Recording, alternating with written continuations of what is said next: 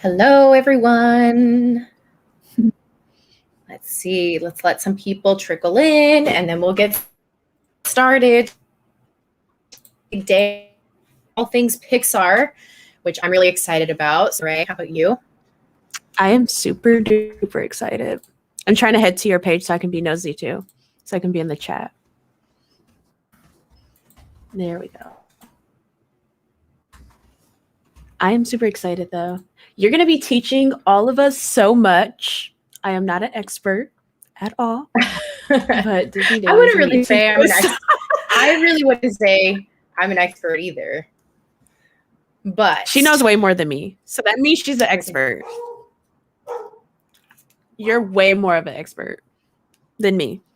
Because you taught me a lot last night. Even though you gave me like a very quick review, you taught me a lot. Hi, Alexa. Hi, DJ. I don't know if I should call him DJ or Ducky. Which one?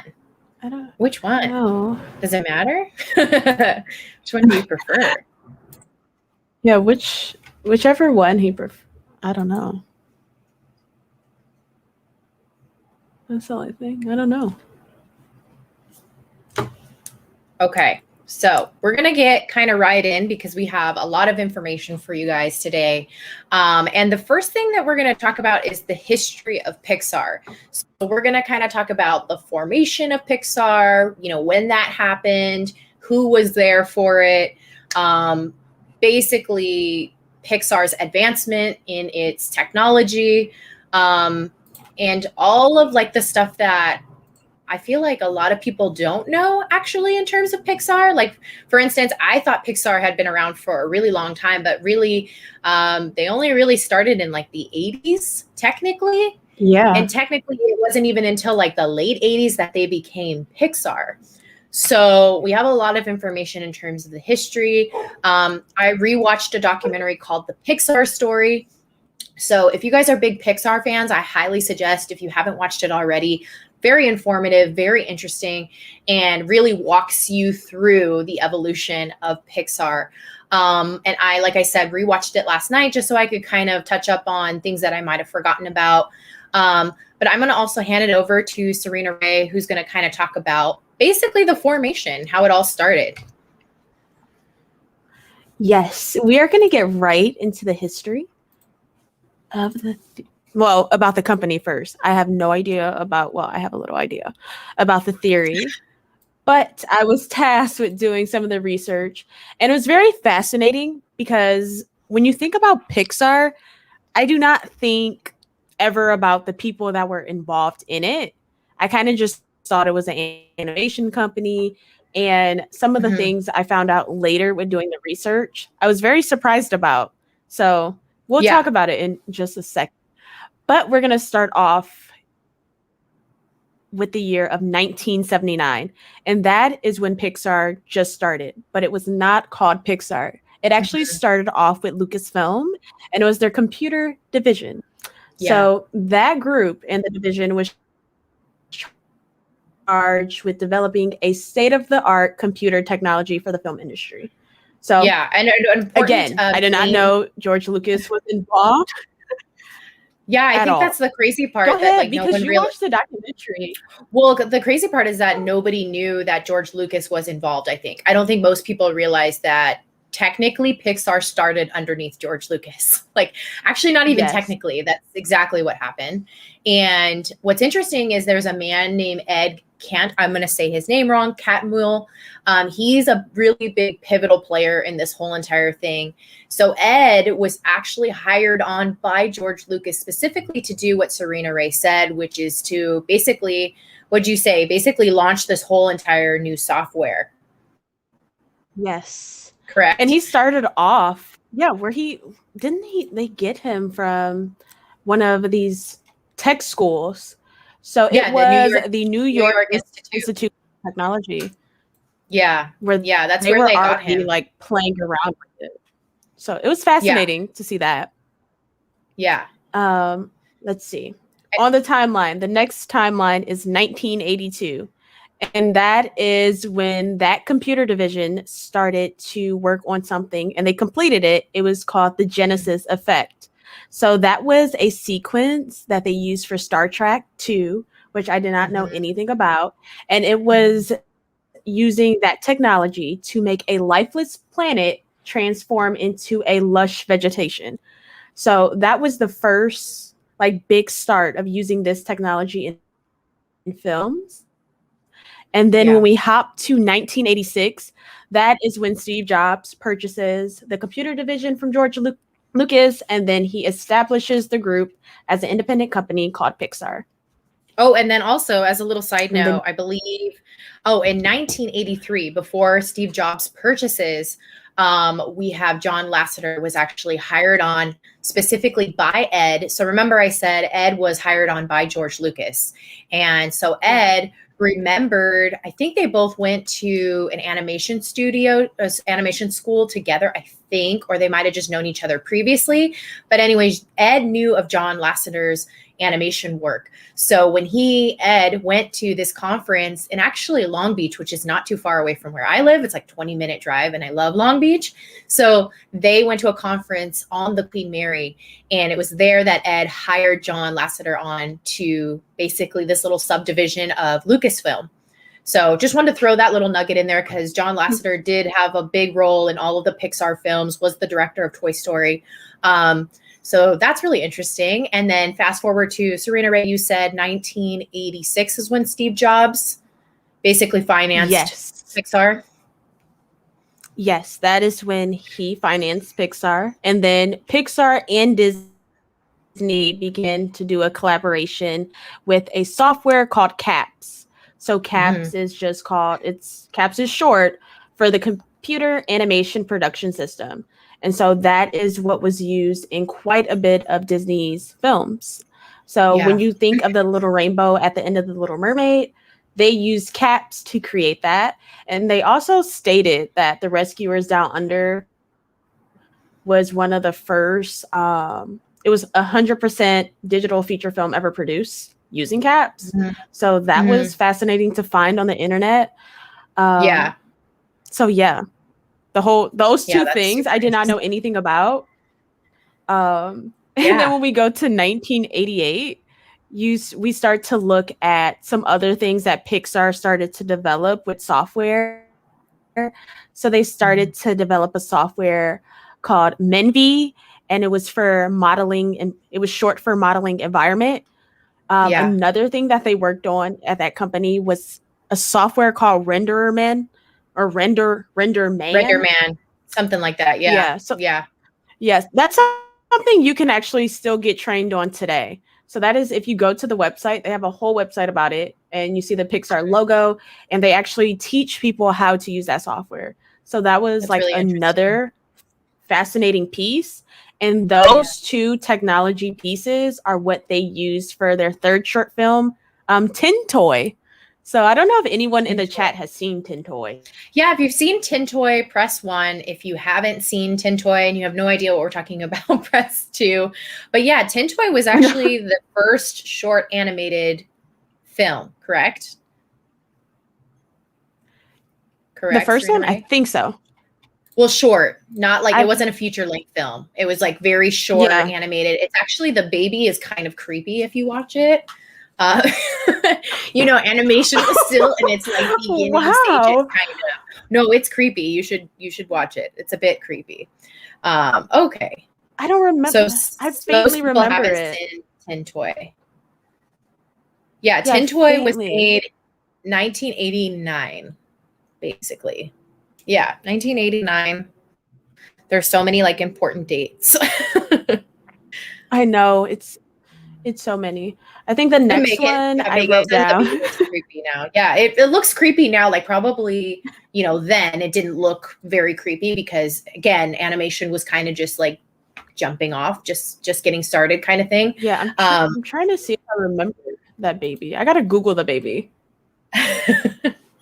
What's really interesting too is what I read as during this time, what was happening more so, I guess, like in the prior to the 80s, but basically a lot of creators, animators were really scared about shifting to using computers because they felt like computers were going to basically take their jobs away because, you know, it was hand drawn. Everything up until computers, it was hand drawn. Everything was, you know what I'm saying? Like everything was laid out, character, each scene was hand drawn.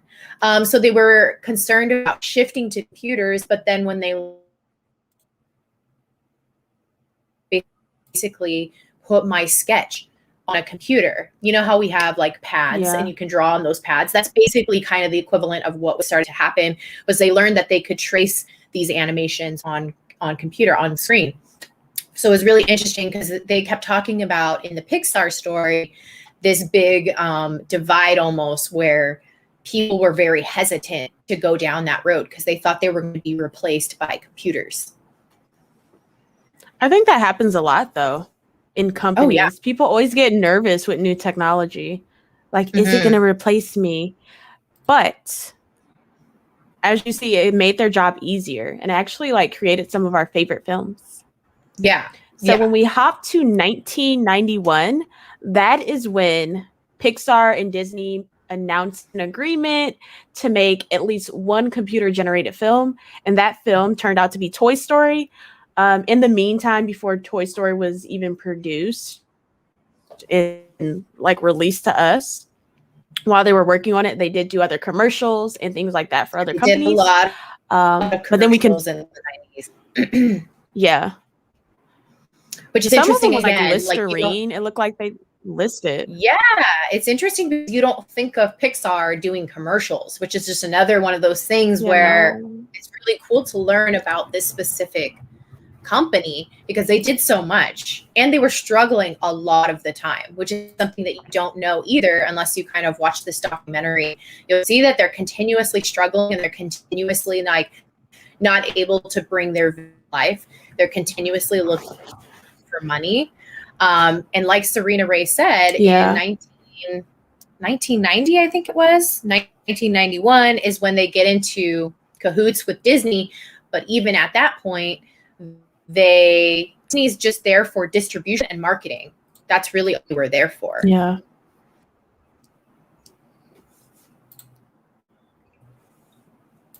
And what's interesting, we're going to 1995 now. Yeah. Before 1995, Disney was also basically let me start over. Disney and Pixar made a contract with each other. And Disney was basically, they had written it so that they received majority of the revenue from merchandising, which was huge after Toy Story 1, huge. So Pixar was kind of like struggling, was like, we're not really making money, or at least not money in which they can kind of grow and prosper. And then we kind of shuffle along to Toy Story 2, right? And that's when they kind of got into a new contract, Serena Ray? Yes. Right. I think it was like right before Toy Story 2. They got into like right before they did Toy Story 2. They did a new contract because that was in was in 1997. So it was before Toy Story 2 because after Toy Story 1, they redid their contract. Because the first Toy Story did really well.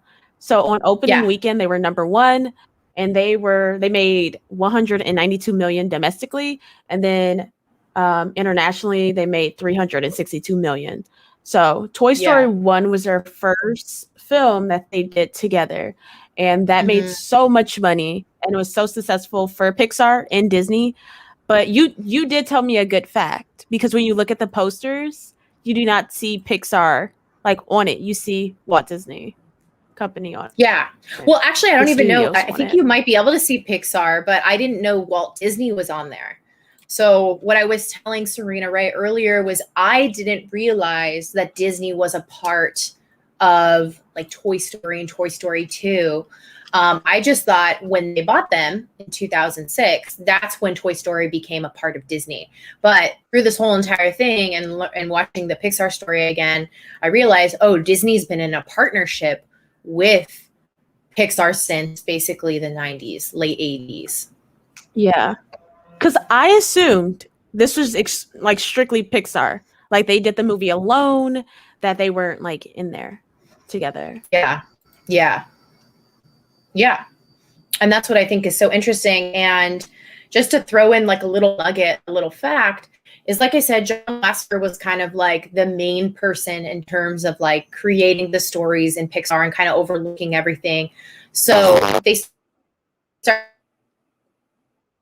in group form in there, and the torch was kind of passed on to the person was Pete Docter, who we actually are very familiar with. I believe Pete Docter not only did Inside Out, but also did the newest film Soul. But his big break and his big like time to prove himself was Monsters Inc. So I think that's really interesting because it all kind of shifted. The torch kind of got passed and they weren't sure, you know, are we going to have another big hit on our hands? This is someone completely new. And from the documentary, I learned that Pete Docter wasn't big, like credited individual at this point. Like he hadn't even been an assistant. He wasn't even like a main person. He was kind of like lower in the ranks, I guess you could say. Like he wasn't by any means, he wasn't good for the job. He just wasn't the highest. So it was a really big gamble to see if Pete Docter could create a story, and a good story at that.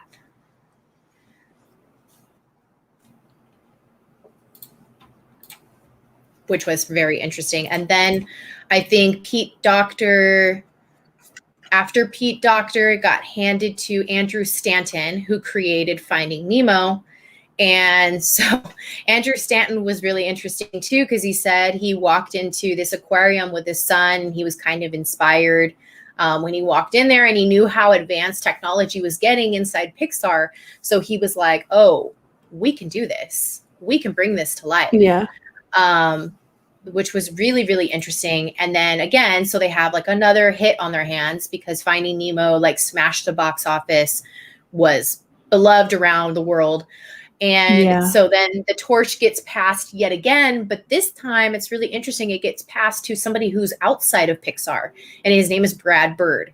And Brad Bird is the one who made The Incredibles, which I found really interesting. They trusted basically, because Pixar was known basically as being this really risk-taking company.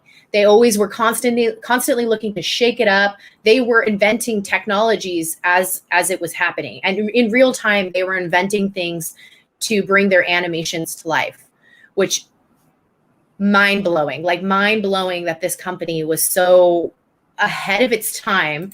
And, and then also for them to trust someone outside of the company to come in, because they were like, hey, we've had this many hits, but we want to shake it up. We want an outside perspective. You come in and you give us another hit. So many gems, so many facts. It says you both are a bit blurry, Cindy says. So can you guys give us a 1 if we're still blurry, or a 2 if we're clear? So 1 if we're still looking blurry, if we're a bit choppy. 2 if it's clear. Not if it's like, you know, picture perfect. I don't think we're ever going to get picture perfect, but if it's, you know, you guys can see us, it's not a problem.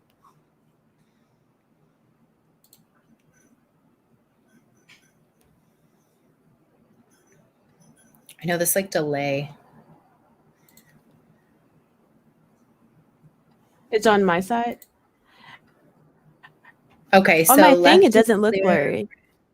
On mine, you look blurry, but I thought it was just me. Audio is fine. Okay, so audio is fine. You're just a little blurry, but that's okay. As long as we can see you. You guys will have to deal with it. I don't know what to do. I mean that in the nicest way. I mean,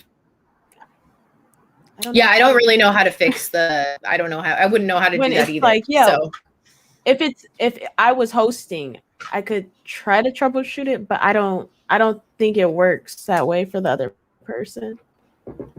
That's okay. You guys know what I look like anyways, so it's fine. We know what Serena Ray looks like. Do you have any other little hidden gems for us, Serena Ray, in terms of the history of Pixar or individuals who worked in Pixar or any of the movies? Not really. Those are all my facts. Disney Daily already knew a lot of the history. I'm like, I just knew the key things, guys. I tell you, only because she's the only pro. because only because I rewatched that documentary. That's the only reason why this is all so fresh in my mind. Like, I learned so much. So if you guys really enjoy Pixar, I highly recommend it. It is on Disney Plus. But how many of you how many of you in the chat are big Pixar fans? 1, if you're a big Pixar fan. 2, if you're like a casual fan. Just curious.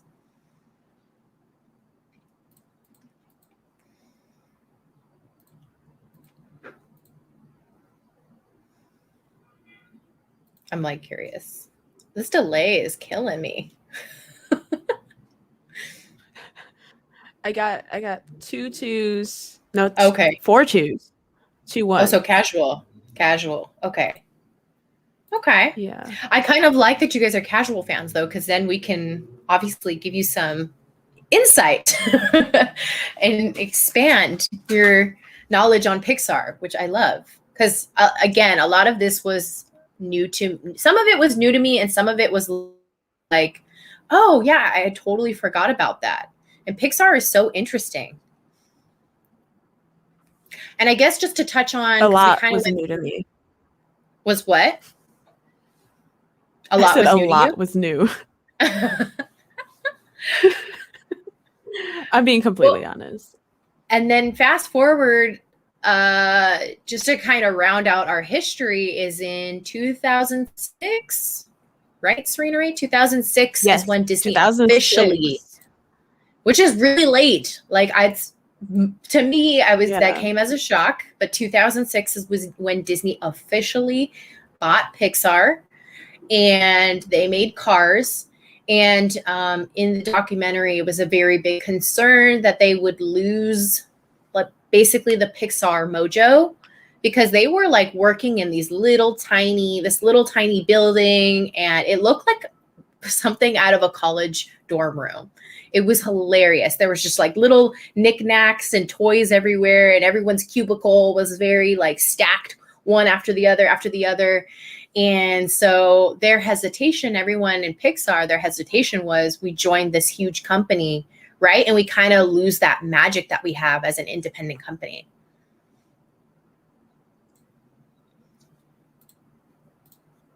Oh, before we go to the theory, but with their purchase, they made sure they brought Ed Catmull along as well. He was in leadership, as well as John Lasseter. Mm-hmm. However you pronounce that name. So those 2 was like a big reason why they decided to purchase Pixar.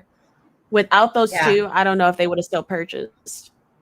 But they really wanted the founding members. Which I think is really important.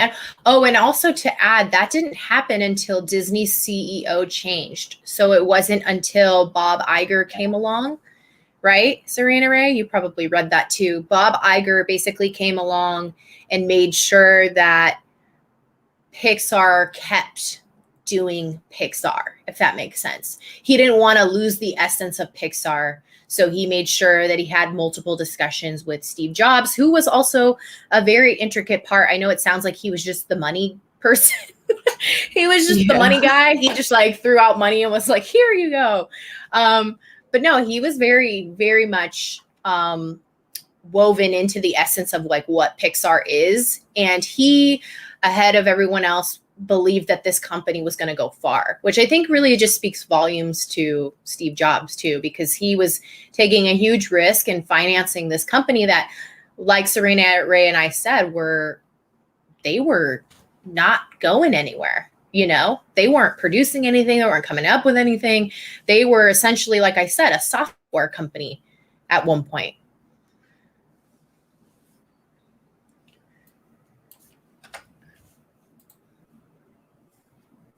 I'm trying to look at both screens to make sure.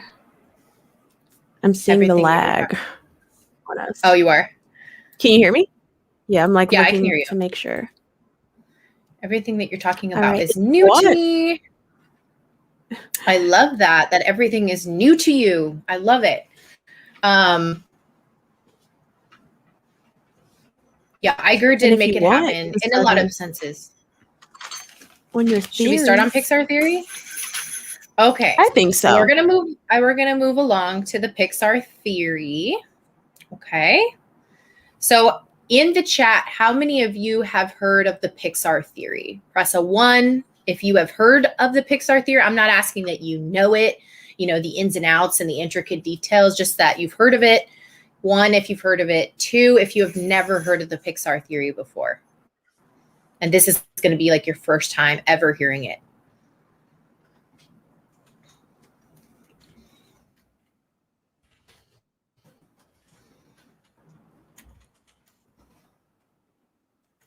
Let's see. Okay. So we have a couple people have heard of it before, and then we have a couple people that haven't. Perfect. Okay. So I'm going to kind of start. The Pixar Theory basically was a theory proposed by a man named John Negroni, who I come to find out was just basically kind of a blogger, a writer, and he actually wrote a book called The Pixar Theory. And basically what it states is all of the Pixar movies exist in the same exact universe on a gigantic timeline. So I'm going to let you guys take that in. So all of the Pixar films exist in the same universe on the exact same timeline, which is really interesting. I think a lot of people, I've noticed in my videos about the Pixar Theory, a lot of people will ask me about certain movies and I'll be like, well, unfortunately, that's a Disney movie. So like I've had people ask me, well, where does Aladdin fit in? And I'm like, well, Aladdin's a Disney movie. That's not a Pixar only movie. So this is only specifically for Pixar films. Okay. So in this gigantic timeline, not all of the movies are going on at the same time, but some of them overlap. So if that makes sense. So the very beginning of the Pixar Theory actually starts with the Good Dinosaur. For a really long time, it was Brave. That was the very first in the timeline. But this time now that like years have gone on, now we have the Good Dinosaur. So in the Good Dinosaur, there are several crucial pieces that kind of set up the Pixar Theory. So what happens is, because a lot of people also go, well, the Pixar universe, isn't that just basically the same as like our universe? And I'm like, well, no. And here's why. So there's a huge meteor that in the beginning of the Good Dinosaur actually misses planet Earth. So in our, the way we learn about dinosaurs is that's what killed them, right? So in this one, it completely misses Earth. So when the dinosaurs actually look up, they see it fly by, they think it's like a shooting star, it misses. So what happens is that the dinosaurs actually start to evolve and become more advanced. And you can see this happen with Arlo and his family. They're very savvy in terms of agriculture, and they start this whole entire farming and farming methods and all of that. So this sets up for the Pixar Theory that animals are very intelligent, they're very advanced, and they start to pick up, humanistic, I don't think that's a word, human traits, if you will. So in that though, eventually the dinosaurs do die out. So, and it's not because this is an alternate universe, it's actually because of the weather, which we see in the Good Dinosaur. Basically all of the animals are kind of like, they're trying to like get food. They're like scrambling for food. They're not acting in accordance to the way that they normally would. A lot of them have become isolated, and we see that actually weather is eventually what wipes out the dinosaurs. So I'm actually curious how many of you in the chat have seen The Good Dinosaur. If you've seen The Good Dinosaur, press 1. If you haven't seen The Good Dinosaur, press 2, because The Good Dinosaur is actually a really cute movie. It took me a long time to watch The Good Dinosaur, and I guess this isn't saying much because every Pixar film manages to make me cry. So this one, even more so, I was like doing the ugly cry, like the blubbering cry. So I said 1 is if you've seen it, right? I see a lot of. Yeah. It's really good. Honestly, I feel like The Good Dinosaur gets, pooped on a lot, and it's actually a very great movie. Okay, so actually a lot of people saw The Good Dinosaur. I'm scared to watch it now. Okay, so basically, moving on with the Pixar theory. So in the Pixar or in the Good Dinosaur, we also see that humans are also starting to become smart, and we see that through, I believe, the little boy's name is Spot. And obviously, in the Good Dinosaur, he's a little bit more animalistic, but he starts to mature, and so do mammals in general. They start to mature and advance. And just as a reminder, as time goes on in the Pixar theory, dinosaurs eventually die out due to weather extremes. Okay, so we hit the next movie on our timeline called Brave. Now, Brave was, again, I said, initially the first one in the Pixar theory, but now that the Good Dinosaur is introduced, now Brave is the second one. So Brave is actually kind of the bread and butter of the Pixar theory, because here's the kicker, guys. Are you ready? Serena Ray was like so shocked when I said this yesterday. She was like, what? I had to pick up the little timeline because I'm still shocked. Yeah. Okay. So go ahead. Are you ready for the big reveal? So the witch in Brave is actually Boo from Monsters, Inc. So I'm going to let that sink in. Okay. So Boo is actually the witch. And this is also, again, everyone, in the Pixar theory. Okay. And no one's saying that the Pixar theory is right or wrong. It's just a really fun theory that I actually really enjoy playing with. I'm not saying I'm 100% on board with the Pixar theory, but I'm saying there's a lot of really cool details that somebody took the time to make this whole thing fit together. Right. So just so you guys know. Okay. So why is Boo the witch from Brave? What makes her, how did they get there? Two things in particular. One is you'll notice that the witch uses doors as portals. Okay, so that's going to come in handy later. So the witch uses doors as portals to basically travel. And you guys can go back and watch Brave and you'll see exactly what I mean. The second thing that indicates that Boo is the witch, and this was another thing I think Serena Ray was like, what? was there's actually a wood I'm like, hold on to your seats. Yeah, there's actually a wood carving of Sully in the witch's cabin. Okay. Why is there a wood carving of Sully in medieval Scotland? Right? Like, you guys have to remember the time period. Why is there a Sully? Why is there a Sully? And if you guys have seen my Easter eggs video, then you know exactly what I'm talking about. I'm pretty sure I stuck it in there. So that's the other tie that basically people are going, okay, I think this witch is Boo. Okay. So kind of moving along with the timeline, where should I go? Okay. Magic is also introduced. So magic is something that can bring inanimate objects to life. So you'll see like the witch's objects, like the broom is sweeping itself. Things like that. Animals are still advancing at this point, but magic is introduced. And I guess in this theory, I have a difference of opinion on this, but magic is basically what is created because the witch does a lot of things to people. Obviously turns Merida's mom into a bear, turns Mordu into a bear. The witch continues to do these little like experiments on people and eventually makes supers. So that becomes our next one. The Incredibles, which I believe a little bit differently. I think that this is my Dakota's own theory. So this is my own theory, is that basically the government experimented on people, and that is where we got supers. So the government experimented on individuals, and that's how we got the superheroes. So it wasn't magic per se, if that makes sense. Okay. So The Incredibles happens 50s, 60s era. And this is where some people go, how is it in the 50s and 60s if there's technology that's really advanced, like computers, for instance? So how is it that it's in the 50s and the 60s? Well, we have to keep in mind that this is the Pixar universe, right? This isn't our universe. So technology could be advanced in the Pixar universe. So basically, we again have this new introduction of struggle. So there's a whole struggle that goes on between humans, animals, and machines. Okay, so there's this whole entire struggle that goes on throughout the entire Pixar theory. And humans do a lot of things to piss off animals and the machines. in The Incredibles, obviously, Syndrome introduces the Omnidroid, which is an artificial intelligence that basically has a mind of its own. And that's the whole kind of introduction of machines being capable of more. Again, the animals aren't really talked about too much in The Incredibles, but we just know that they're advancing.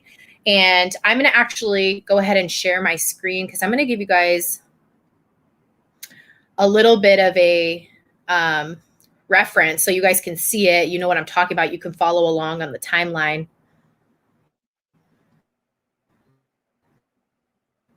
Serena Ray, are you shocked about anything or? I'm shocked by everything, honestly. When she saved the last revealing Boo to me to the last explanation last night. I was like, no. She was like, what? I was like, no. I cannot believe, like, I still can't believe that she's like,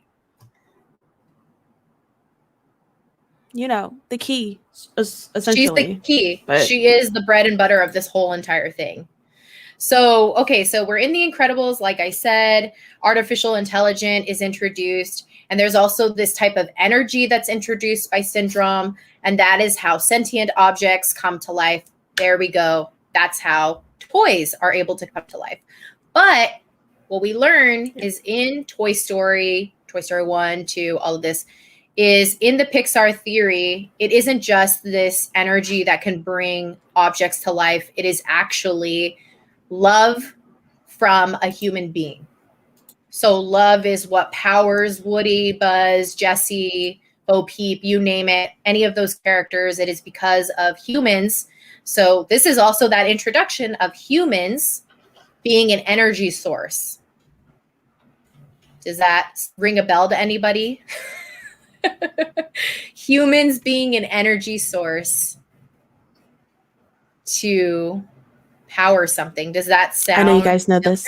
I know. I'm going to wait. I'm going to see if somebody, because I know there's a little bit of a lag. Does anybody know what movie I'm referring to where humans are energy sources? So this is where it's being introduced. That whole idea that humans give energy. The Boo thing is hard for me to accept, Jill. Honestly, it was hard at first. There we go. Monsters, Inc. I see it. Yes, you guys got it. Okay.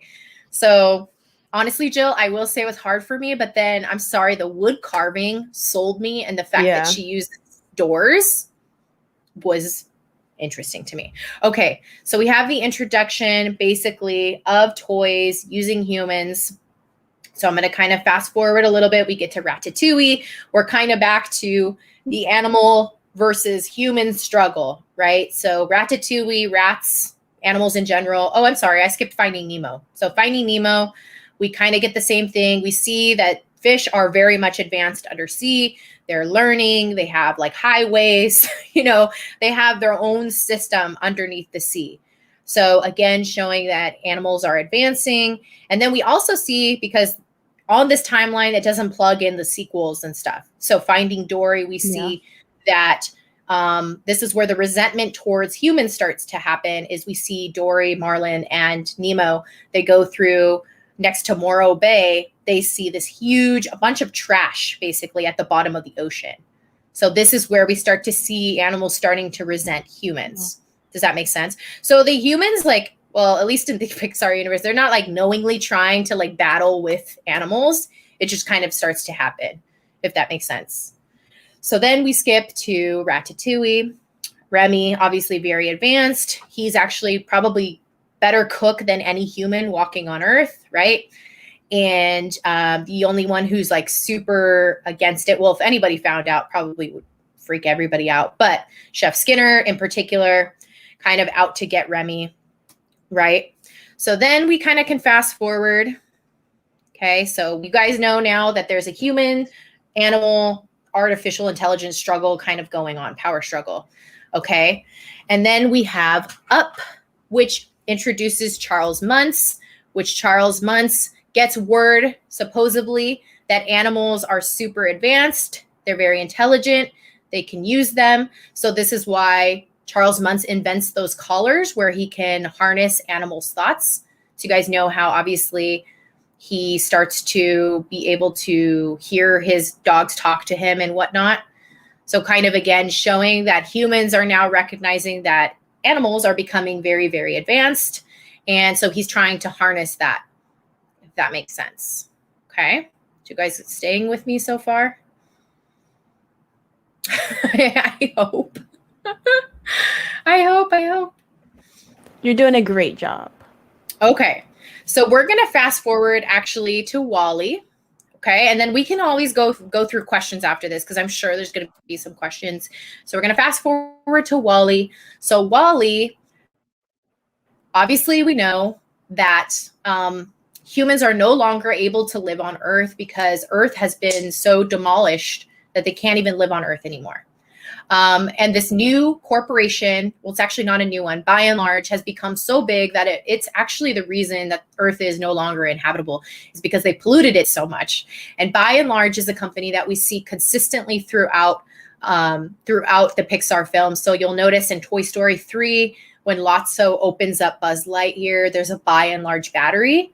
So by and large, this whole time, again, like I said, machines, corporations, kind of the same thing. They're starting to like advance and try to slowly take over, basically. So when Wall-E, humans can't come to Earth. It's like a wasteland. They can't live there. But then by the end of Wall-E, we see that the little population of people that still existed on the Axiom comes back to Earth. But you'll recognize that this is a very small population. Very, very, very small population. Okay. So you also have to keep in mind the Earth is a wreck. Okay. So water's probably polluted. Even like food is going to be, polluted to some degree. Like the Earth was in a really bad state. Okay. But so then this is where we fast forward to A Bug's Life. So people go, well, where are individuals in life? You never see a human in A Bug's Life. You don't see any humans in A Bug's Life, but you see a lot of remnants of human stuff, right? Right? Serena, I don't know if you've seen A Bug's Life. Yeah, I've seen A Bug's Life. Okay. So you know how we don't see any humans necessarily, but there's a lot of human things. So like the animal circus box, there's like when Flick goes to the Bug City, you can see a bunch of different things that were left behind essentially. But the thing is that humans were always there. They just were now, there's not that many of them because we see the ones that come back to Earth from Axiom, there wasn't a very big population to begin with. So this is why you never really see any humans walking around. But in A Bug's Life, humans are still there. Okay. Does that make sense? This is all this is so much. I'm sorry, guys. So I hope I'm explaining it to a point. It's so complicated that it's really hard to explain it to people. So I hope that I'm taking your guys' hand and kind of walking you through it and you're understanding a little bit more. And there's probably parts that I've missed, but don't worry. I will leave it open for questions and we can kind of go over it together. Okay, so Bug's Life. Basically what starts to happen is because everything is so toxic, like I said, water is very toxic, dangerous. The Earth hasn't been inhabitable for so long. So what happens is, says supposedly, I think it's humans too, but it's supposed to be animals start to evolve into monsters. So you guys will see the very end of that timeline is monsters. Okay. So basically think of these animals rolling around in toxic waste is basically the way I look at it. And they start to evolve into monsters. So that's why some of them got like 5 eyes. Some of them have like 400 arms. Some of them have fur. It's all the crazy stuff that's going on. Okay. So here is the whole enchilada. We're putting the 2 pieces of the bread together. So Monsters Inc. is at the very end.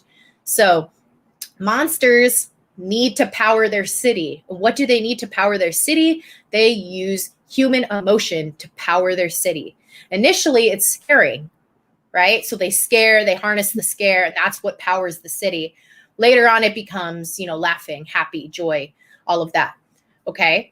But we also see Boo, obviously. And Boo is one of the only children, I'm going to assume, because we don't see any others, is the only child that actually goes into Monstropolis, right? And so here's the kicker.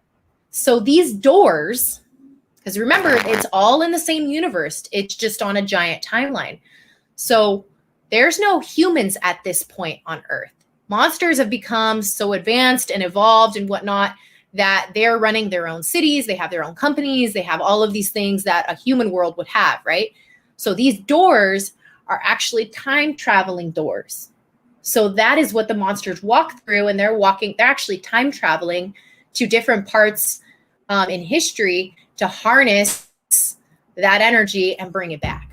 Okay, and that's how Boo learned to time travel, is she saw the systems that were put in place in Monsters Inc. And so she, when she went home, tried to put it together. She wanted to find out, like, she wanted to see Sully again, basically, is what happened. That's the whole premise for why Boo is the witch, is Boo wanted to try and find Sully. So she began to concoct her own traveling doors, and that's how she ends up in medieval Scotland.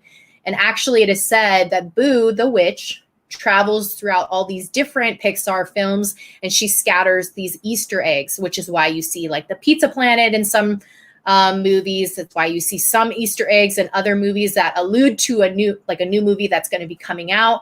Supposedly, it is Boo the witch that is sprinkling these Easter eggs throughout the movies. So I think I've explained it as best as I possibly could. Mind blown. I hope you guys understood it for the most part. But if you have questions, I'm going to open it up to questions right now. So if you have, what do you think, Serena Ray? Should we dive into some questions about it? I think we should let people answer some questions. I think everyone's mind blown. That's why I was like so quiet too. I know. I'm sorry. I wish I had a way to break this up. I'm like looking at stuff too, like, oh my goodness, that is so like, and then I started thinking about how are the bugs, like what bugs turned into the monsters? Like what bug, like what monster had to be like, who was a butterfly? Like what does the butterfly look like a monster? Like, well, it wasn't just insects. Like though, what ant? At that time. Yeah. I gotta remember the animals too. Yes. I keep forgetting about the animals. Like, okay, so that's why like Sully could have been a bear. You know? Like Sully could have been a bear, basically. Yeah. So Boo is the key to all of this. Yeah, who would have Mike been? I don't even know what Mike would have been. I know. That's the part where it's like, you get into, well, he could have been like maybe a frog or something. I don't know. Oh, because he's green. He has one little eye. I don't know. It's like so crazy to think about, but it makes sense. Okay. It made complete sense, but I'm so mind blown. And so this is the thing too about the Pixar theory, is so that whenever a new Pixar film comes out, everyone tries to put it in the timeline. Does that make sense? And how it connects. So that's the fun part, is everyone is like, okay, how does this new movie fit into this timeline? And so, like, for instance, when Soul came out, I thought I had finally figured it out. So this is where I go into my own theory. This isn't from John Negroni. This isn't from the Pixar theory. This is from my own head. The way I made Soul fit into the Pixar theory was, I think Soul occurs in like the 2000s. So around the same time that Inside Out supposedly happens. So Inside Out is like in the 2000s. So I believe Joe Gardner exists in like that same kind of era. He's just obviously in New York, and Riley's back in San Francisco. Okay. But we learn about souls, right? In the movie Soul. So these little blue, and that's supposedly, you know, our soul passing on. There's the great beyond and the great before. So what I think is that these souls, and we see them sent down to Earth. I'm sorry if you haven't seen Soul. I apologize. We see these souls sent down to Earth. My belief is that these souls didn't just inhabit humans. They inhabited a bunch of different things. So we see clearly it can go into the body of a cat. Okay, my belief is that it can also go into the body of a toy. So this is how Woody, Lightning McQueen, Wally all come to life. It's because they have a soul. It's not because they're being powered by humans or powered by this like mysterious energy form. I think it's because they actually have a soul.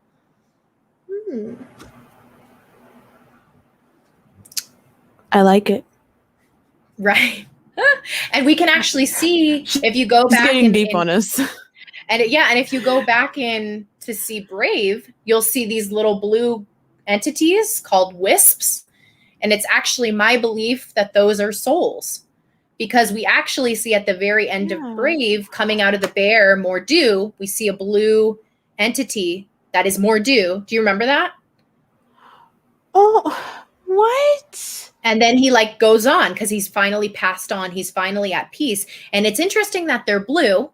And they're these little tiny entities. You can go look them up. They actually have like a little head, little body, little arms, and they look pretty strikingly similar to that of souls in movie. Look at that. I just watch movies. Mind blown. I'm going to actually bring up a soul or a wisp. Yes, I want to see a picture. I got to see a picture again. You'll see what I mean. It's going to like is blowing our minds. Do I sound super nerdy on this? Because I feel like I do. No, you are like blowing my mind. I'm like so quiet because I'm just like, what? I missed that. And that's why it's good to watch a movie like 5 times. And don't let anyone discourage you from doing that, because people used to be like, "Oh, you don't need to watch it that many times because you see so many things." Like I've never seen that you never knew before. All the stuff you're saying. Look at me. Okay, just so this is a wisp from Brave. Oh. They're so cute. What did Zach say? Please, it'll be easier for people to understand the theory. What do you need to understand the theory? Please let me know. I'm more than happy to. But these do they not look like souls? Like you have to keep in mind. Brave I think he was saying showing the picture. Oh, okay. So you have to keep in mind, Brave was made way before Soul. So obviously they're not going to look the same. The animation still, evolves over time, becomes more advanced. So yes, these don't look exactly like the souls that we see in the new movie. But I mean, come on, they have little legs, the arms, right? And now let me go get a picture of Joe Gardner as a soul. It kind of does. I think they just look more flamey. But that's where I say, okay, they don't look the same, but also this was a different time era, that they made this movie. Like Brave came out way before Soul. And that's why I think Pixar plays with us, because I think they know about the Pixar theory and then they've gotten savvy to it. So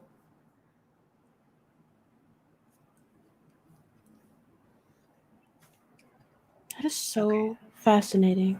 My goodness.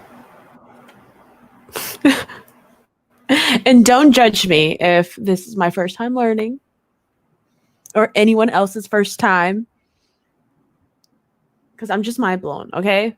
I never thought, like, I knew about the Easter eggs, but I didn't think about how they are connecting all the movies, or that the movies could be connected in that way.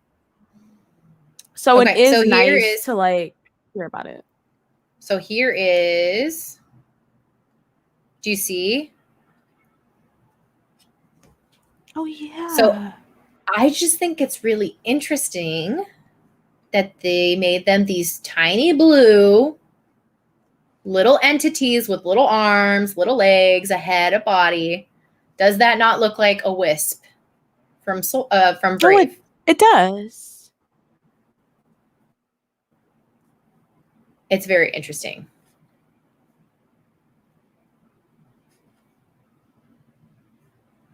Yeah. So that's basically the Pixar theory. Long story short, I'm thinking that with this new Luca film, I think Luca's going to be an in-between, like right before we get to Monsters, Inc.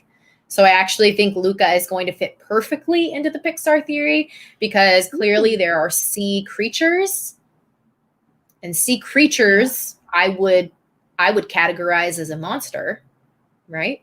Yes. So Yeah. I think they know about this is why I think they know about the Pixar theory now. And now they're starting to play into it a little bit, and they're starting to put these little movies together that would fit into the Pixar theory. Because I don't think initially Pixar started out with, oh, we're going to make sure that all of our movies fit together perfectly. I don't know. It is Pixar. They're like the masterminds. That could have been it, but I think now they know. Oh, and when you look at the trailer for Luca, how they're trying to hide that they're like mermaids, and how the humans act towards like hearing about it, and they're like so nervous. Remember that scene when they're sitting in the kitchen and they start, I think the guy said something about the monsters or like fish, and then they're like, who are you boys again? And one of them accidentally splashes water and they start turning into like their like mermaid or like fish form, and how scared they got. That can also help to fit into the theory too, with what you were talking about. I think they start to, granted, Luca and his friend are shapeshifters. Obviously we can see they shapeshift into a human, but there could be something that happens down in the timeline where they don't shapeshift anymore. Right? So, like we evolve as humans, like we evolve, creatures evolve, right? Due to their like natural or their habitats or whatever. So Luca and those underwater creatures could easily evolve to a point where they can't shapeshift anymore. Because it doesn't, doesn't suit them anymore. Yeah. Okay. So any questions? Again.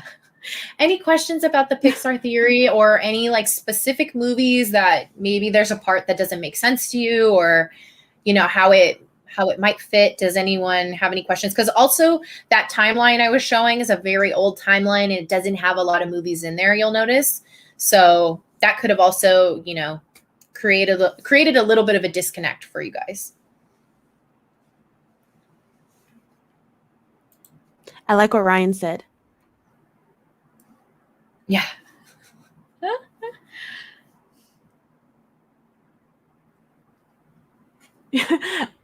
I just need to let it sit. Yes, Joe. We all need to let it sit. Oh, what about Coco? What about Coco and Onward? Okay, so Coco is happening also, I want to say, in my opinion, I want to say like 2000s. Okay. The disconnect for people with Coco was they were like, oh, but Coco shows us the afterlife, right? And that's different from the soul afterlife, right? Here's where I remedy that, or a lot of people have remedied that, is that culturally speaking, the afterlife looks different for different people. Does that make sense? Yeah. So in Mexico, their afterlife is the land of the dead, that really beautiful, we see when he crosses over the bridge, the really beautiful city with all the lights. That is the way they view the afterlife. Whereas Joe Gardner, at least for him, the way he views the afterlife is this like conveyor belt thing going into this big bright light. Does that make sense, guys? One, if that makes sense to you, if it doesn't. And you guys got to realize too, that's in all cultures though. Every culture views the afterlife in a different way. If you ever research and look into like different countries and their cultures, like people view it in these different ways, but it doesn't mean it's not the same afterlife. It's just how you view it. I also said in one of my theories, this came from one of my theory videos on soul, I believe, was that how in Coco, you've seen Coco, right, Serena Ray? Oh yes, I cry every time. When Chicharron passes away, he finally passes away, the final death. I think the final death is the great beyond. That could also be an option. So there's the option one, culturally, they see it different. Option two is the final death is where they are going to the great beyond. If that makes sense. So Jerry. I know. I read it too. I was Well, trying then to my hold in my laugh. afterlife will look like Walt Disney World. Yikes! Of course, Jerry said that. Yeah, so that's how Coco fits in. In terms of Onward was one where also Coco introduces the idea of dimensions, which is also very important to the Pixar theory. Again, this isn't like John Negroni saying this. This is like myself and other individuals feel like dimensions in the Pixar theory were introduced. And we obviously see dimensions in Coco, and we see dimensions in Soul. And then I believe Onward is also happening in a different dimension. That's me. It's either a different dimension or a different planet. So that's how I think Onward fits in. I wasn't a huge fan of Onward, to be honest. So I didn't sit on it for very long. And like, yeah, I'm sorry. It just didn't like my heart.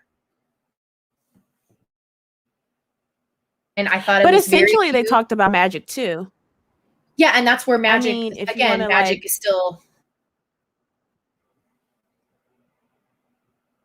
I think it happened on a different planet because you'll notice there's like 2 moons. I don't know. It's either there's a different planet there that it's happening on, or it's a different dimension. So that's kind of how I have categorized Onward to fit in the theory. Okay. Yeah. So I think there's so much. I'm so sorry, guys, for talking so much. I feel like I'm like just like blabbing. I apologize, and I feel so bad. No. Serena Ray is like you are like blowing. There.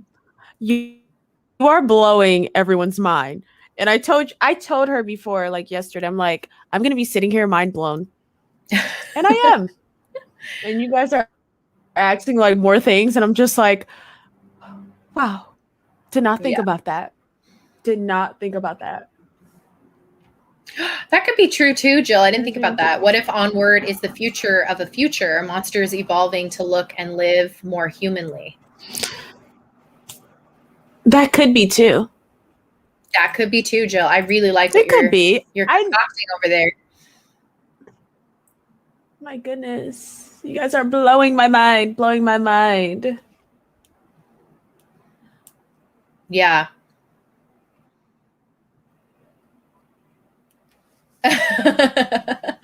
So funny. I agree, Ryan. Look, my mind is blown. That's why I'm so quiet. I'm rarely speechless, but I'm like, wow. And I'm like looking back at the timeline, and I'm like, wow. Yeah. I see it. I can see it. Yeah, I want you guys to like. I have nothing else to say.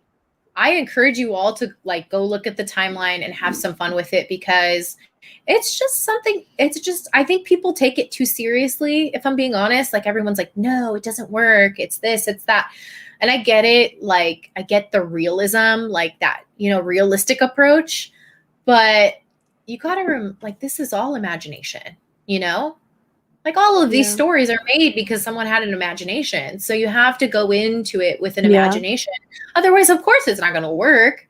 So sometimes I get a little discouraged because I'll like read comments of people taking a very realistic approach. And again, while I enjoy the realistic approach, I have to like, kindly remind that this is supposed to be like fun. It's just supposed to be fun. It's a theory. It's a theory. That's key word. Theory. Because people want to go like fight you. But you guys got to remember, it is a theory. Doesn't mean it's absolutely true. Doesn't mean this is like set in stone. This is just something that could be right or could be proven wrong. And that's the great thing with like thinking about these things. Could be right, could be wrong. But the fact that we can connect it and they did storytelling in that way is simply amazing, because they at least gave enough room to give you that option to create that theory, which you don't get with a lot of like companies or like people creating films. You can't look at some places and say, oh, I see this and this and this. So I like it. It's very fascinating. I wanted to touch on what Zach said, because I didn't mention Cars. So he says, but also Cars is a missing piece. I mean, they didn't become sentient all of a sudden. So the thing about Cars is, again, human emotion and love and care have like powered cars. And this is where it's kind of a disconnect for me too. That's what I'm saying. The Pixar theory, I'm not 100% on board, but basically cars have carried on when the humans are no longer there. Does that make sense? Or humans become like they have disappeared. They've gone. I think it's supposed to happen before the Axiom, where they board the Axiom, but obviously humans aren't there anymore. But the things that the humans used before are left behind. So obviously Route 66 is still there. You know, the actual, what do they call that? I'm not a NASCAR person, but the track in which they race, like all of these things are still around. Yeah. Oh, somebody said cars are a product of by and large. It takes place after they left Earth. I think they are too, but I don't remember seeing like by and large like sketched into any of the cars. I know by and large is progressing at that point, because by and large eventually it becomes everything. It becomes the government. It becomes all corporations. It's like this huge, gigantic entity. So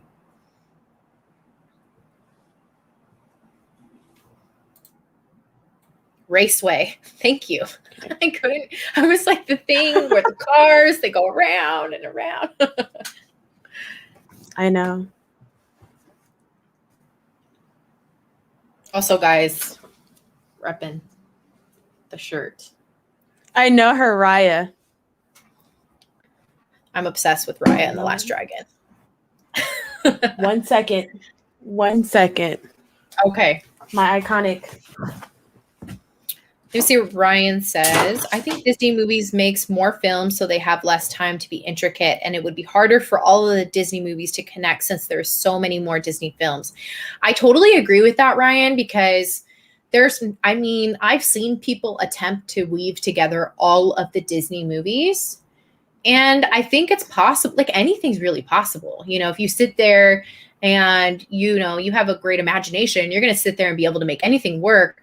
But I don't think Disney, there's just too many movies that they're all somehow in the same universe. But Pixar, there's only like I think 20 something films altogether. So again, like I said earlier, I don't think Pixar knew about Pixar theory initially. I don't think they were like, hey, so we're going to make movies that are all going to be connected on a giant like, I don't think it initially happened that way, but I think eventually, because the Pixar theory did catch a lot of, what do you call that, popularity. They obviously they read the internet, they read papers, they read, you know, they probably go on YouTube and stuff. So they eventually heard about the Pixar theory and were like, wow, this is actually really good. Let's try and play off of this. You said, I think 23 films. Yeah, I think Pixar only has like 20, like I said, 20 something films. So it's way easier to connect 20 films than like, what does Disney have altogether? Like 50 something? Ooh. I don't know. I think somebody said Raya was like, yeah. Okay, so shall we move on? Are we going to move on? I think we should move on. What do you think, Serena Ray? Should we move on? Yeah. I'm like reading the comments too. Should we talk about some Easter eggs? Yes. Because I love Easter eggs. Yes, Easter eggs. Okay. So Easter eggs have become a very popular thing in the Pixar universe, in the Pixar movies. They place a lot of little gems from other movies into other movies. So like the Pizza Planet truck is, I believe it's actually in every Pixar film, maybe not every, but for the most part, majority of Pixar films have the little Pizza Planet truck somewhere. And the first one to do an Easter egg was actually A Bug's Life, and they stick in a Pizza Planet truck. So that was the first movie to kickstart Easter eggs. Yeah. Do you have a favorite Easter egg, Serena? The Pizza Planet truck. That is my favorite favorite Easter egg. I don't know why. Like in Pixar, I like seeing that. Yeah. But I also just like seeing random Easter eggs from other movies. So just like little like iconic things. Yeah. Matt said the star ball and the lamp. Yeah, they always stick in, or they try to. They stick in the Luxo ball with the little star on it. I actually don't remember seeing the lamp. I don't know if I've seen the lamp in the movies. I feel. Did we see it in Toy Story? We might have seen. I think in Toy Story 1. I could be lying. Well, I think in Toy Story 1 when it hits Buzz out of the window. I think that might be like the lamp. They claim Toy Story 2, you see the little caterpillar from from Bug's Life. Heimlich? I love Heimlich. Yes, you see Heimlich and Finch. So you see him and someone else because Buzz talks to them or like looks at them and they're supposedly seen as well in Toy Story, which is like sometimes you overlook that. Yeah. So I remember that one was the most. Was other one, but I think the lamp was in Toy Story. I'm not sure. Yeah. And what's interesting is now they have started to put, how do I explain this? Put a little nugget for their future project in their current project. Does that make sense? Did that make sense? Yeah. So for instance, if you go back to Toy Story 4, I thought this was so cool. If you go back to Toy Story 4, at the very end, when they're trying to get Gabby, an owner, you will see on the side of the building, the unicorn image from Onward. That's on the side of the truck. I believe it's on the side of Barley's van. You guys know what I'm talking about? Do I need to bring it up? Okay. I gotta go back and watch this now. Oh, there's so many. Hold on. Don't worry. Serena Ray Go back and watch it. Oh my goodness. And then I think me and Disney Daily, we briefly talked about this yesterday too. They were trying to say like in the theory, there was a note from Carl and Ellie to Andy. I don't even remember which Toy Story that was. Was it 3 or something like that? I don't know. I don't even remember which one it was. And it was like trying to say that they were trying to warn Andy how toys were alive. Don't know about that, but I'm just saying we were talking about Easter eggs. I liked honestly seeing the note from Carl and Ellie in a Toy Story movie. So fun fact. That's how I'm entertaining you. See, I know a little bit about my Easter eggs. So, okay, I don't know if you guys can see it. I tried to get a closer picture. It actually wasn't as good as this one. So if you guys see, I'm sorry, I said it was on the side of the building. I think it's actually on this like bouncy house thing. You will see a unicorn. I see it. Do you see that? It looks like the same one. Yeah. Yeah. So this unicorn is on the side of the Onward van. So obviously Onward came out after Toy Story 4. So now they start to do this thing where they're alluding to future Pixar movies in the current Pixar movie. So I want to go back and watch Soul because I'm sure there's something of Luca in there. Yes, someone said it was a Luca poster. Oh my gosh. Okay. I didn't see that. I'm going to have to go back and watch because yeah, that's their new thing is they try to advertise. Not even advertise. I think it's just fun for them to kind of stick in a little nugget. Zootopia had Frozen posters, by the way, guys. Frozen 2 posters. Oh, interesting. And it had a Big Hero 6 poster. It had like 6 different Disney movie posters because it's like when they're going to this real sketchy place. You will go past, but the one I remember was the Frozen 2 poster. I believe it was a Big Hero 6 and with some other movie posters as well. That was it. And there you guys go for the Onward van. There's the Onward van with the unicorn. So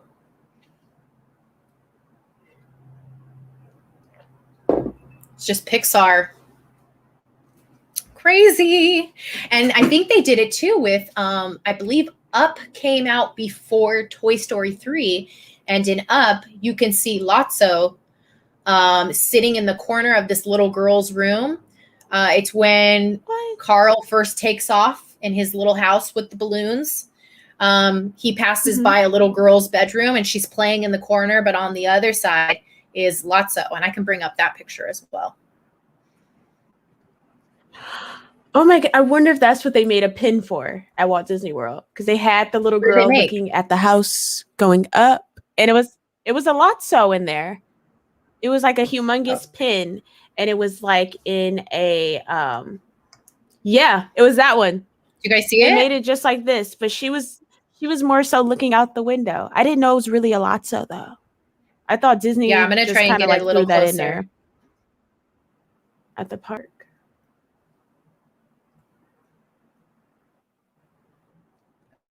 Okay. It always do this. It like takes me to another. It like doesn't let me just zoom in. I don't understand this.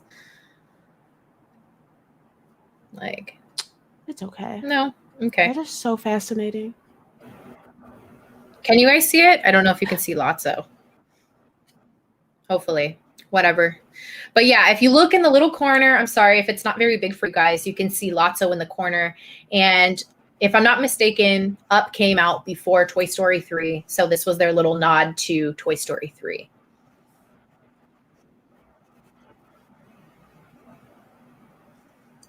Oh, yeah. Yeah. You guys are doing too much.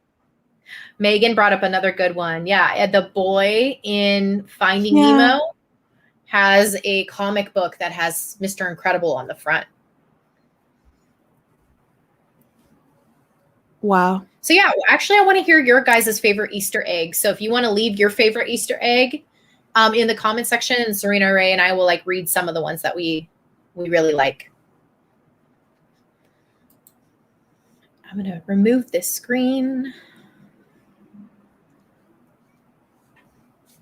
Wow. I'm reading some really good ones. And yes, I did see the one about the weasel in Zootopia. I heard about that one. And Zootopia came out right before Frozen, right? Yeah, it was before Frozen. So wait, let's look that up before I say yes. I'm sure it came out before. I just don't know if it was like years before or like, you know, right before. No, I want to say I think it was after. Frozen was 2013. Ari said, I like the Pixar pinatas in Coco.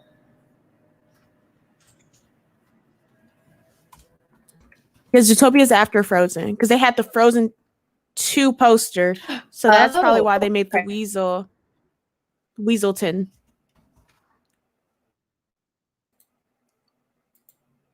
Yeah. Oh, that's a better one. I always get that mixed up. I only remember because Frozen was my jam and then Zootopia came out. And then I became obsessed with Zootopia, which I never thought that was going to happen. Because I loved everything. I loved Frozen too. Okay, I'm going to share Ari's really quick on the screen. Share screen. Because I think the pinatas was one of my favorite Easter eggs too, actually. Do you guys see it? So you actually have a couple. It's Woody, Buzz, and Mike Wazowski. Oh, we can't see it. So you can't see it? There we go. Yeah, I see it now. So that's when Miguel is on his way. It's at the very, very beginning of the film when Miguel is on his way to Mariachi Plaza. And he passes right by all these little pinatas, which I think are so great. That is adorable. That is super adorable. I never noticed that. I've never noticed that. Am I saying this right? Xerox said, my favorite is Nemo and Monsters, Inc. because I love fish. Yeah, so that's actually, that one scene is full of Easter eggs. It had Jessie, remember, because Boo hands Sully Jessie. and there's a Nemo, and there's a Luxo ball. Too cute.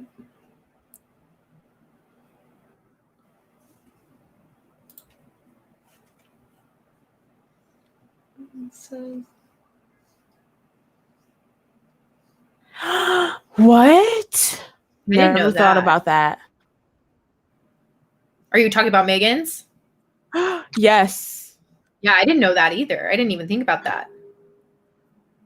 I'll have to go back. See, this is what I mean. Like, there's new things, and I'm like, okay, now I got to go back and watch. I did not. Look, Megan, everything about Soul is new. I still have yet to watch. Shadow said Stitch is in Treasure Planet. I did not know this. First off, I love Stitch, and second off, I love Treasure Planet. It does not get enough love. Let's Stitch in Treasure Planet. You guys are like,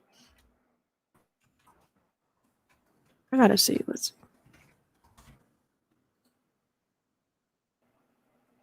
see. You're right. Oh my goodness. That's so hard to see him though. How would anyone catch that? That is so crazy. You had to watch the movie like 60 times. Wow. I'm going to bring up the one that's a little bit more colorful and bright, because the other one, like the one that's captured from the movie, is really dark and you won't be able to see it.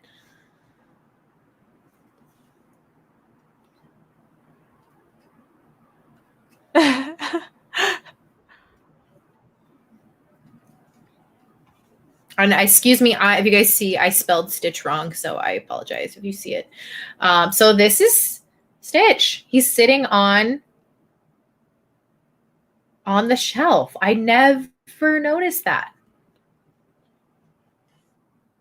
Neither have I. That, now it makes me like feel like some type of way of like I don't pay attention enough. And it makes me now want to like analyze the screen when you watch movies, because you miss so many things. That's also why I go back so many times. I go back actually a lot of times to movies because I'm like, okay, I got to pay attention now to the background. Because at first I was just paying attention to the character, the prominent character, or, but then you go back and then I'm like, oh, I'm just watching the background. Like, what's going on in the background? Oh, that's something I never seen it. Ever. Mm-mm. I don't think I ever would have noticed it. Okay, so I think to round out the end of our Pixar conversation, Serena Ray and I wanted to talk about like some new Pixar movies and TV series, and kind of give our opinion on it and what we think and all of that. And if you guys have one that you want to hear about or you want to mention, definitely leave it in the comments, something that you're looking forward to in terms of Pixar. I know that they're coming out with a lot for Pixar, and we don't have a lot of information. For some of them, for instance, I know they're doing a Zootopia series, but I haven't read anything in regards to like what that's going to be about, who it's going to be about. I mean, I've read that they're going to sprinkle in the old characters, but that's all I really know about it. Yeah. Serena Ray is a huge Zootopia fan. You're a huge Zootopia fan. So what would you like to see from a series? I know it scares me because it's like you want them to like not mess it up, but I would love to see like more of Judy and Nick, doing their job. But then it's like, I don't know if I even want a Zootopia 2. So if they did that in the series, then that would be it. It's no need for Zootopia 2 because then you kind of know what they're doing on their day to day. So more than likely, it's gonna like be tailored around, Zootopia. They're gonna probably do something about the little 4 like areas there, and they are like police officers doing their job. And I think that's what they originally talked about. Like, it's probably going to follow them around on their job. So I am excited, but I'm also nervous. Yeah. Like, so How many of you guys, if you have seen Zootopia, put 1, So 1, you have seen it. 2, you haven't seen it. Just curious how many Zootopia fans we have. I actually, do not come after me, barely saw Zootopia last year. So don't come after me. I I'm can't sorry. believe my ears.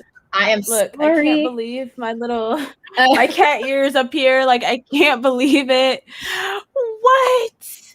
I know. What I'm is sorry. It took me so long. on? It took me so long. It's okay. But It's I know so many people who took a long time to watch Zootopia, and then once they watched it, they were like, "Wow, I actually liked it a lot." I'm like, "I know. It is an amazing movie. It is I kind of have those. amazing." I kind of have those like movies where I'm like automatically like, yes, I'm gonna watch that. So anything with a Disney princess, Yeah. I'm like, oh, I'm watching it. But like, there's some movies that I'm like, which is weird. I love animals, so I would have thought that I would have watched it. I can't believe I don't it. know. I didn't. I know I didn't have like a knee-jerk reaction, like, oh, I gotta watch this movie. It's just like, I don't know. I don't know what it was. I can't explain. I think how the movie was like seen, it was seen just like Big Hero 6. Like, people had the same reaction about Big Hero 6, and it was an amazing film. And it's one of those things where I don't think they did well on the advertising of that movie, because Big Hero 6, Zootopia, is popular overseas in China and Japan. And that is where they push the advertising. And here they were just like, yeah, whatever. Zootopia, Disney movie, bam. And they did the same thing with Big Hero 6, because when I saw Big Hero 6, I was like, like, whatever. Until I was on an airplane and I was sitting there bawling my eyes out. Like, within, I think it was the first 10 minutes. And I was like, what is going on? This movie is too much already. And I watched the whole movie, and I'm probably going to watch it tonight. And I was just like, it just was amazing. It was an amazing film. I do recommend it. I also apologize that we'll talk more about how it's. I apologize that I threw in Zootopia, because I just realized right now, I was like, oh, I threw in Zootopia. It's not Pixar. I just threw it in because I knew Serena Ray loves Zootopia, and I knew that it's coming to Disney Plus. So I was like, here, let's talk about it. Look, and they have a lot of Easter eggs too. So it's kind of like, yeah. So the next thing I want to talk about is they are coming out with a Monsters, Inc. TV series called Monsters at Work. And I told Serena, and so for those of you who have already watched my video, you already know how I feel. But to kind of fill those of you in on what it's going to be about, basically the premise is going to focus on a Monsters University graduate named Tyler. And he is now working, he's hired on at Monsters, Inc., and he works for the facilities team. So he is not on the laugh floor yet. He hasn't made it there. He's like basically working his way from the bottom of the company to like the top of the company. His ideal goal, his dream, is to work alongside company legends Mike and Sully. And we actually get to see Tyler the monster, what he's going to look like. We see his best friend. I believe her name is Val Little, which is actually going to be voiced by Kelly Marie Tran, who also voices Raya. And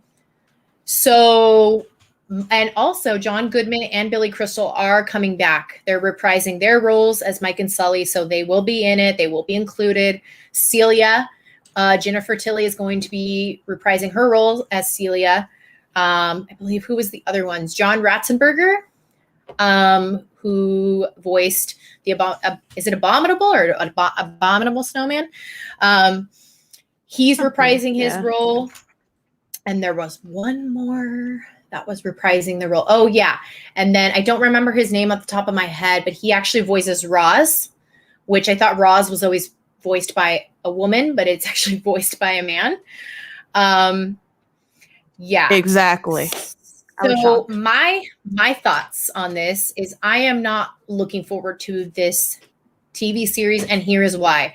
I love Monsters, Inc. Do not get me wrong. I think Monsters, Inc. is definitely in like the top 5 most amazing Pixar films ever created. But here's the thing. Monsters, Inc.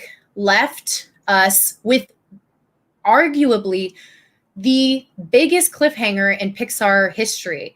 Okay. So at the end, the door gets shredded, right? And then, I'm under the impression that a couple months later or something, Mike was able to put together the door, piece by piece. And then we see Sully walk through the door, or not even walk. He just like opens the door. He peeks his head in. We hear Boo say, Kitty. And it sounds like her voice is almost changed at that point. So in the human world, maybe like years have gone by or something like that. And that's all we get. That is all we get.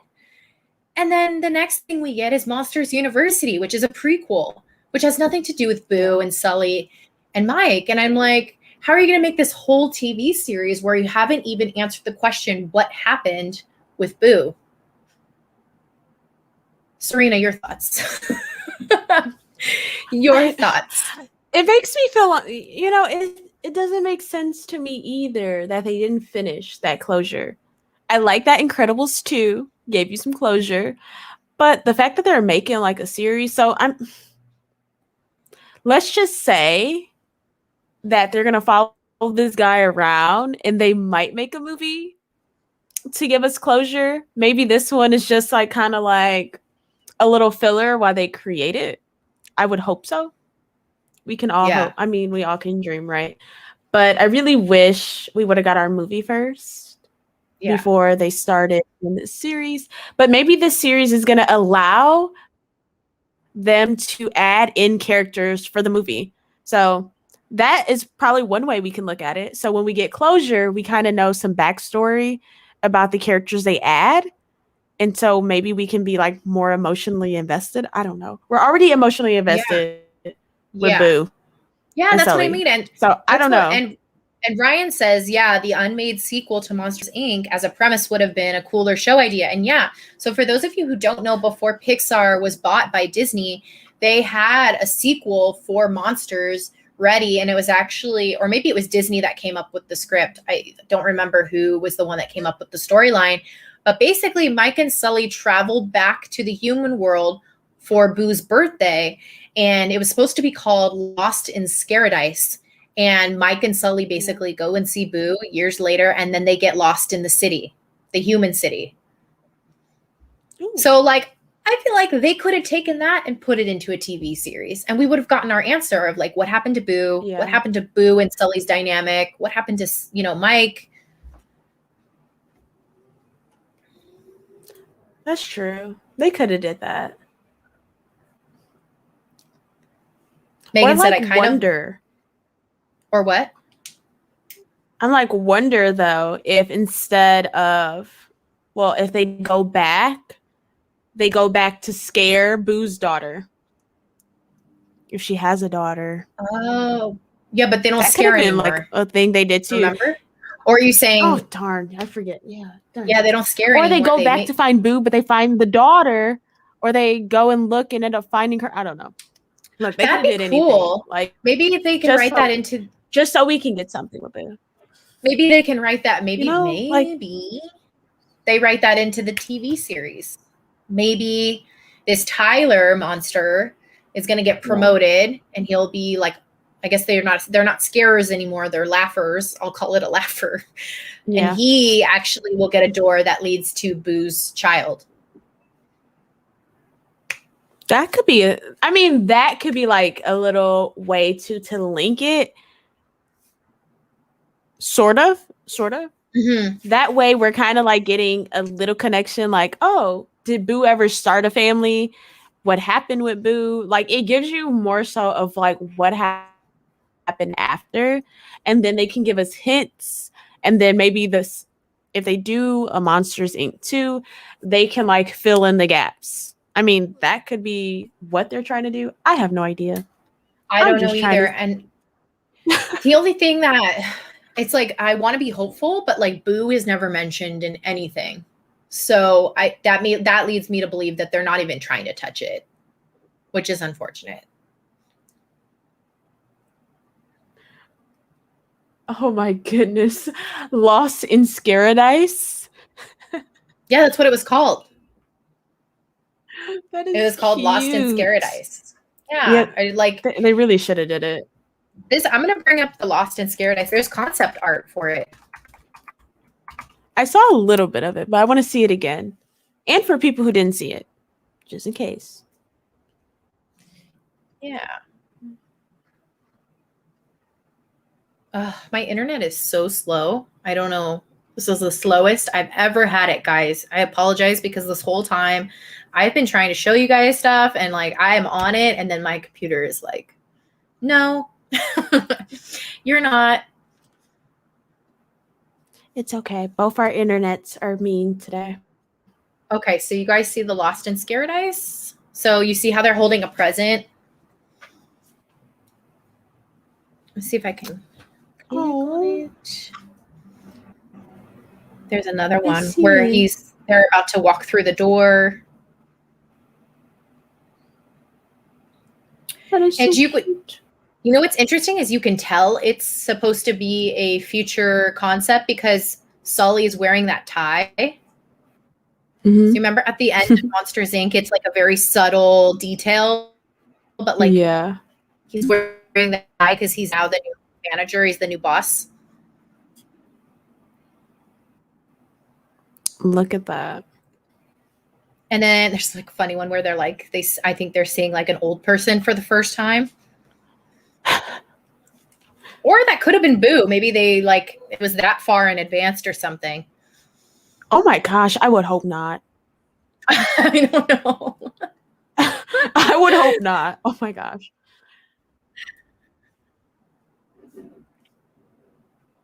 Because then that will mess it up though, the whole theory about her being the witch.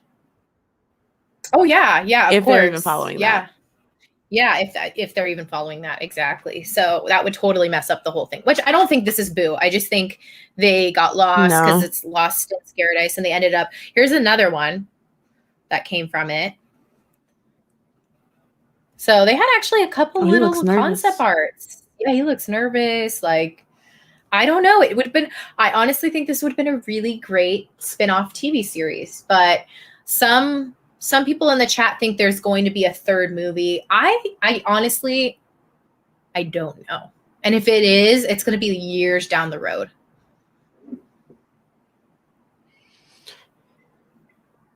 I don't think it's going to give you closure though about Boo and Sully.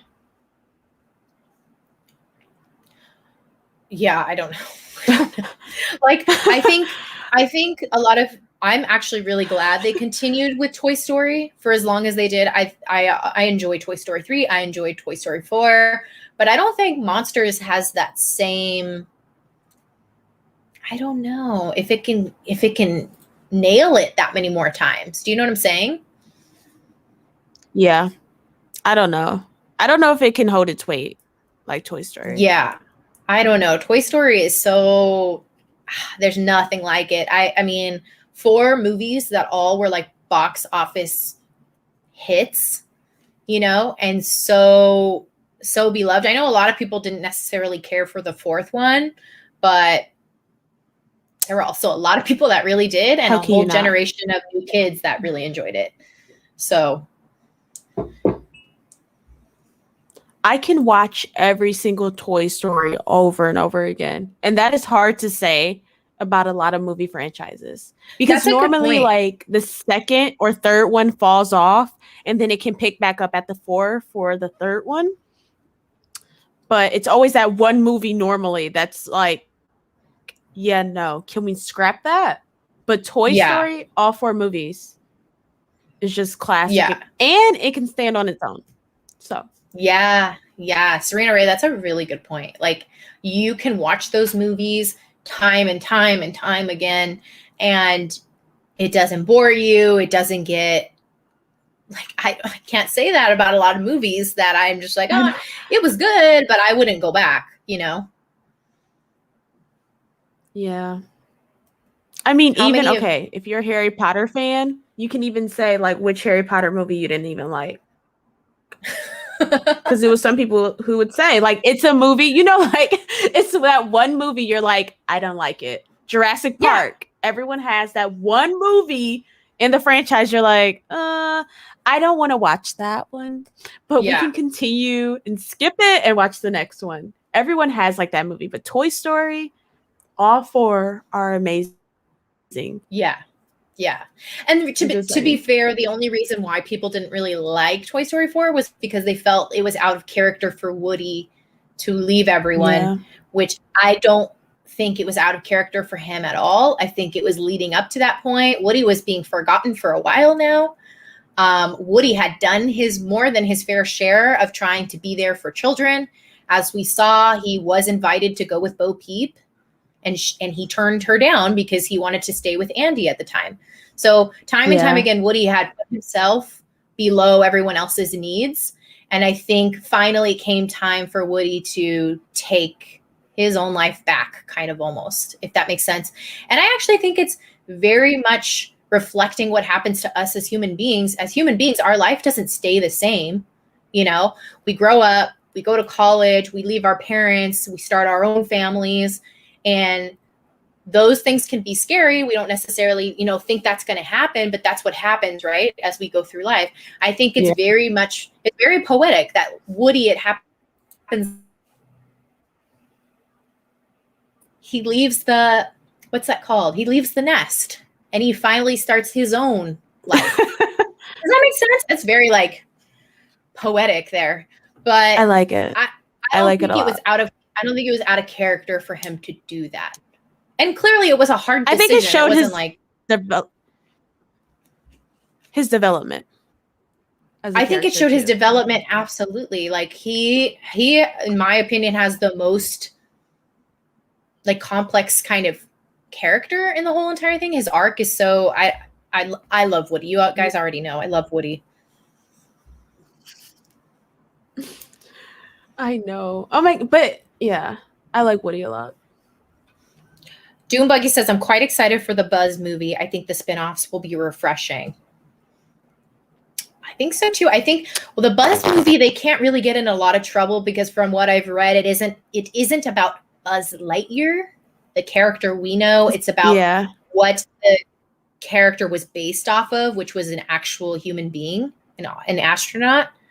So I don't think they can get into trouble there because it's not based off of the actual cartoon character that we know, right, Serena? At least I think that's the way it's described. Yeah, they said, they're claiming it's supposed to be about the human Buzz Lightyear, not that, not the toy. So I like that they're actually now like kind of saying like, okay, this is Toy Story-ish, but it's not, because now you're gonna meet this character that they modeled this toy after, because Buzz used to feel like he was the actual Buzz. He would sit there and say, I'm Buzz Lightyear. And when he saw the other toys, he's like, no. So it's good to see this in the movie. Like it's another look at Toy Story. And I wonder too, if they'll like kind of like include like the human Buzz seeing the action figures. Yeah. Will he be able to kind of see the action figures in there? And then if it does well, do we see the human Woody? Could that be a thing? Who knows? Well, because the thing is that the human Woody, a Buzz is based off of a real person. Was Woody not? Woody's not. Not a little cowboy guy? No. Oh, darn. Never mind. We won't see it, guys. I wish. But from what I understand, his name is an astronaut. His name was Lightyear. I don't think his first name was Buzz, but from what I remember reading, it's an actual human.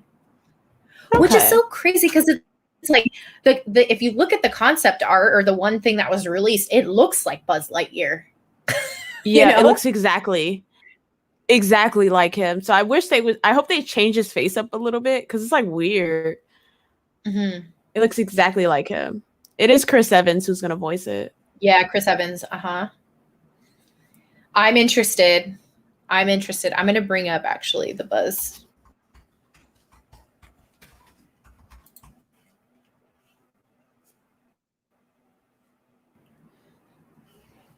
That slow internet though. Okay.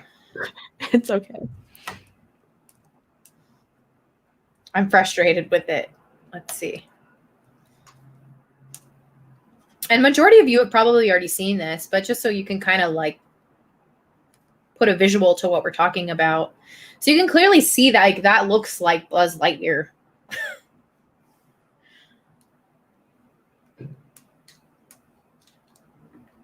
No?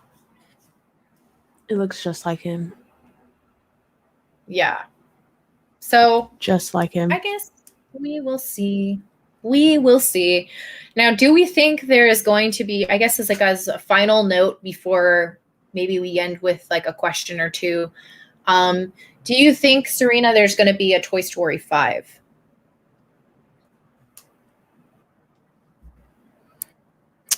I don't want a Toy Story 5. Okay, I but like do you how think it there's ended. going to be? I thought it ended really cute. Honestly, I would not be surprised if there is a Toy Story 5. Mm-hmm. I wouldn't be surprised. I want to say I don't think, but honestly, how they do things, I wouldn't be surprised if it's a Toy Story 5. I'm very open to it being a Toy Story 5 and possibly exploring more of toys that are forgotten and how they are on the loose, like Bo Peep and Woody. Yeah. But Zach I don't says know. like he highly doubts it. He says he highly doubts it. So I think that there's going to be a Toy Story 5 because it's a cash. I mean, we see what Forky did to the universe. Okay. I have never seen so many kids go crazy over Forky.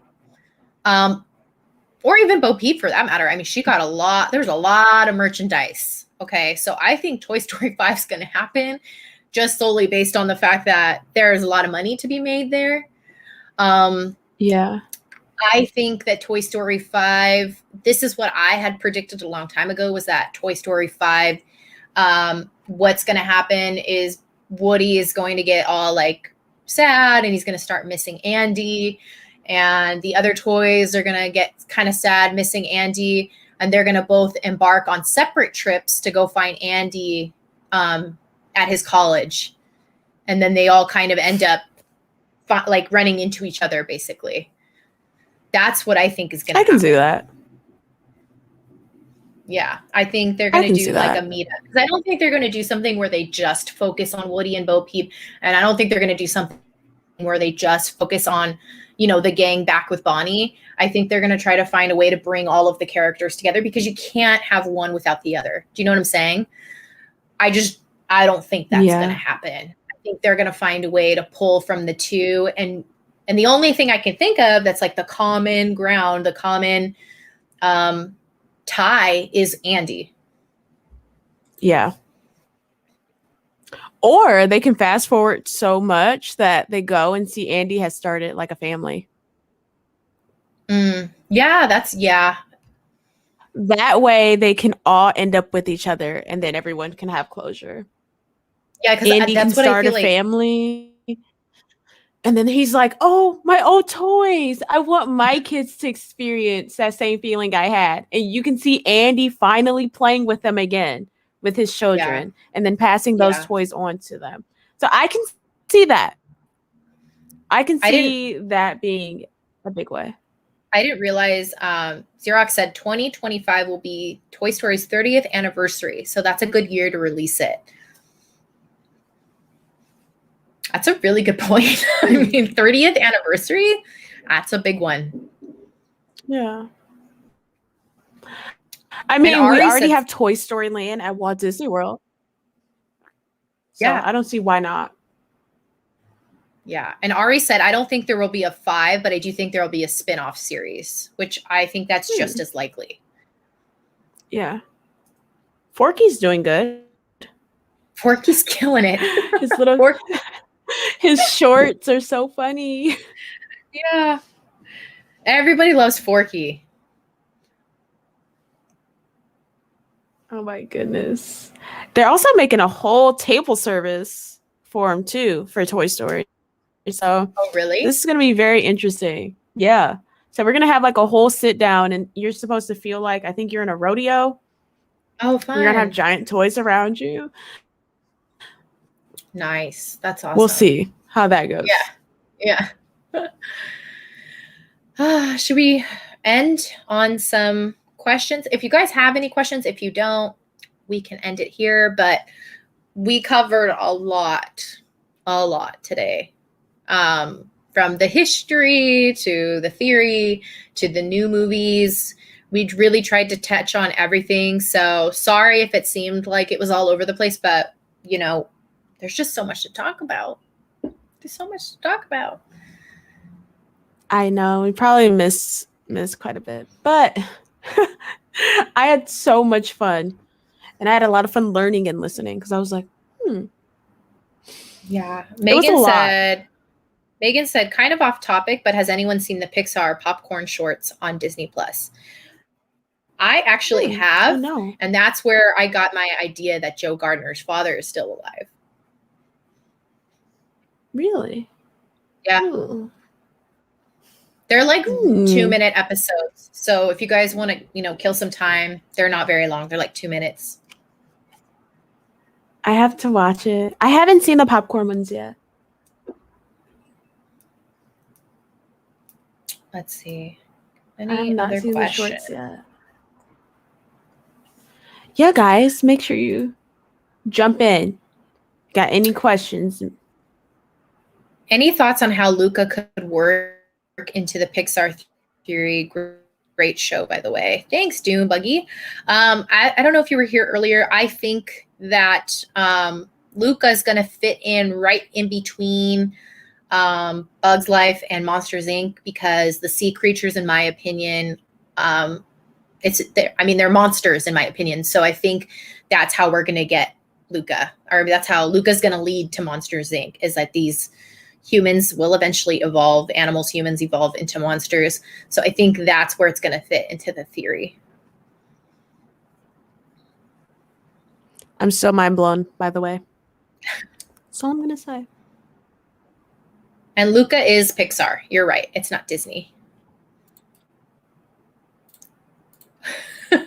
Jerry. What Pixar movie should I watch tonight? Because I'm overwhelmed. What do you think? What should he watch? I was going to say let Disney Daily because she's blowing everyone's mind.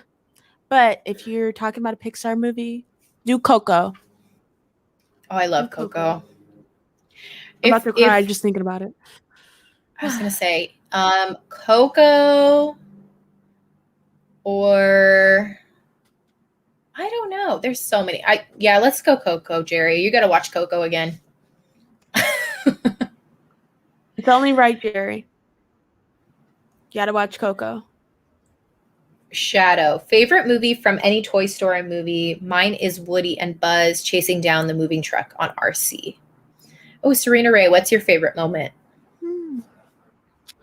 Oh my goodness, my favorite moment is the ending in Toy Story 4 with Woody and Bo Peep, because I was like, finally, you chose Bo Peep. Finally. It just made me so mad. It made me so mad because they do the little flashbacks, and I always liked Bo Peep, but they never gave us, like in Toy Story 1, you didn't get a lot of Bo Peep time. Then she's given away in the movie, I think. And I was always so mad because it's weird to say she was my favorite character in Toy Story, which she didn't get a lot of time.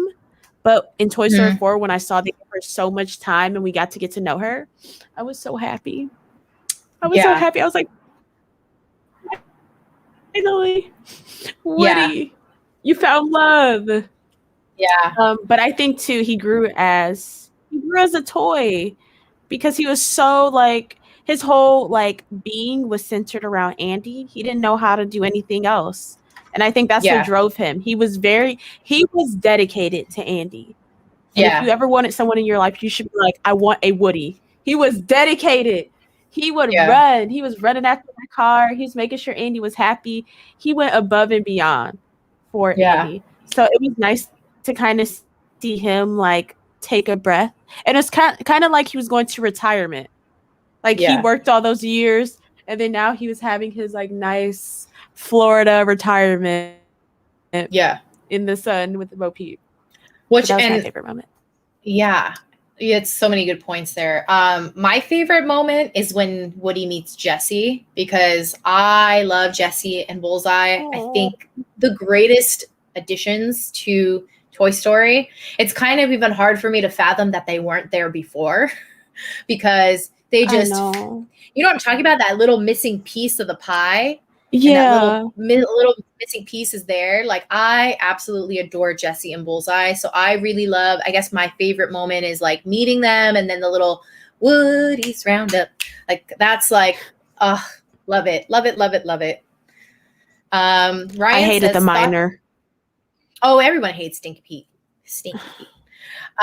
Thoughts on an eventual Pixar movie that uses time travel to put together all the Pixar films, like all the heroes band together to fight the villains from the Pixar universe?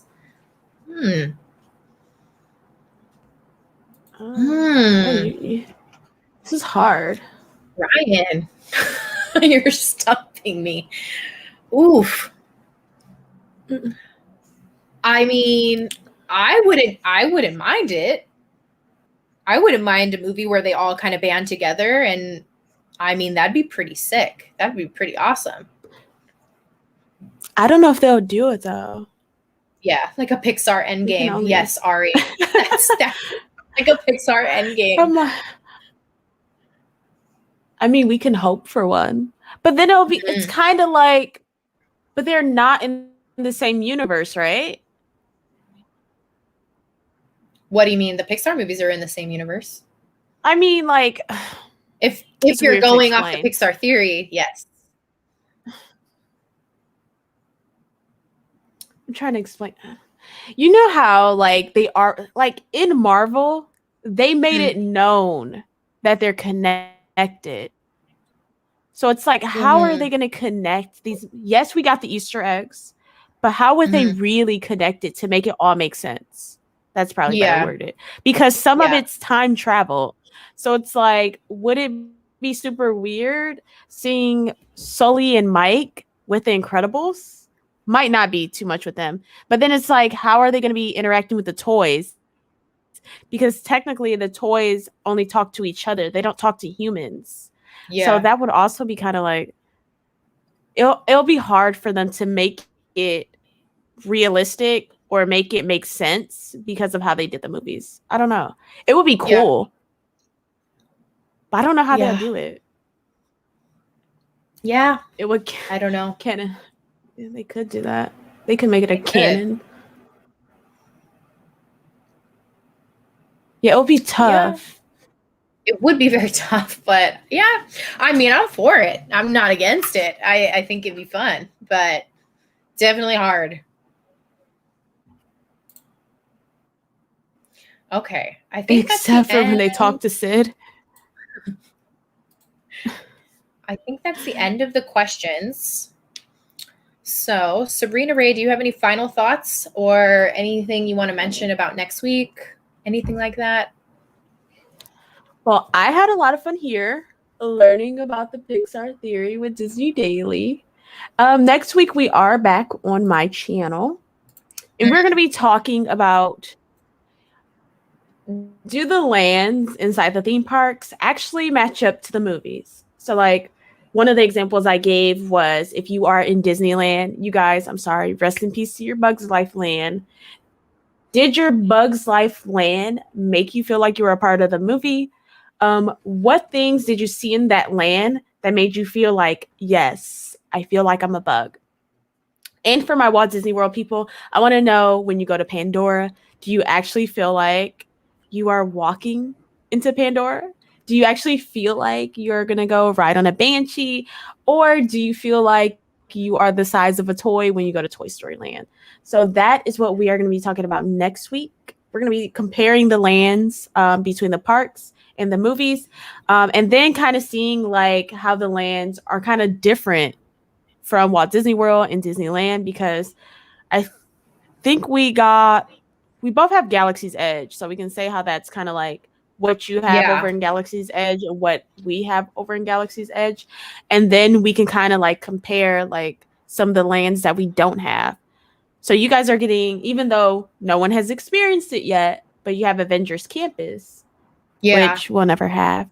Sad face, you know. Yeah, but also talking about how each of the different parks, how they feel different.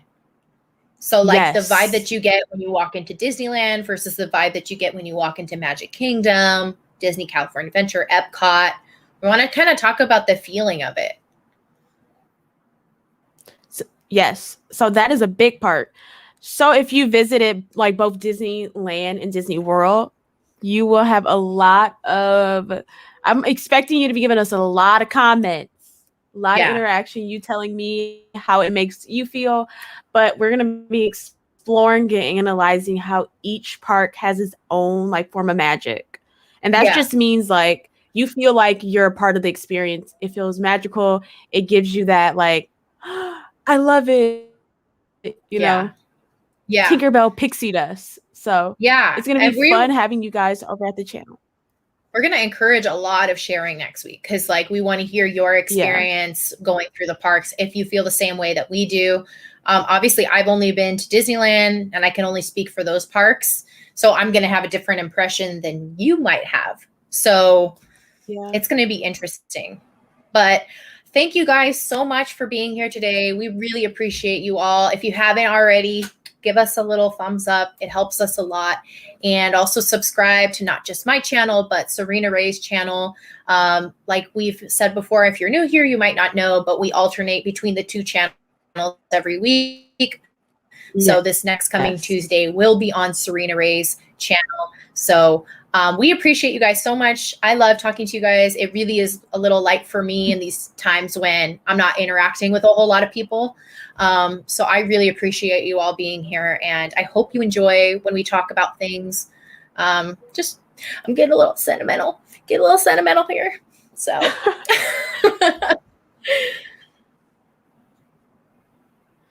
In Sunrays, make sure you thank Disney Daily for sharing so much Pixar knowledge with us. So make sure you guys are throwing that in the chat. And for people who haven't shared out this stream already, make sure you are sharing it out so people can go back and watch it as well.